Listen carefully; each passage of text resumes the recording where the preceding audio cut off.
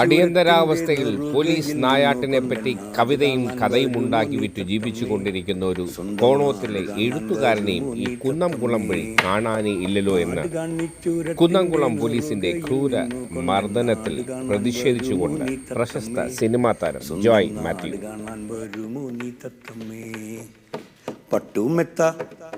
പട്ടുമെത്ത തലയെണ്ണ പങ്കയിട്ട് കൊങ്ക രണ്ടും ആട്ടിയുറക്കിട്ട പൊന്നും ദേഹത്ത് പച്ച മണ്ണിൽ കിടത്തിയിട്ട് മണ്ണുമിട്ട് മടങ്ങുമ്പോൾ കർമ്മം ചെയ്യാൻ ആരുമില്ല സ്ഥാനത്ത്.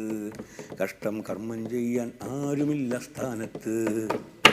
നാട് കാണി ചൂരത്തിൻ്റെ നെറുകയിൽ നിന്നുകൊണ്ട് നാട് കാണാൻ വരുമോ നീ തത്തമ്മേ, സ്വന്തം നാട് കാണാൻ വരുമോ നീ തത്തമ്മേ.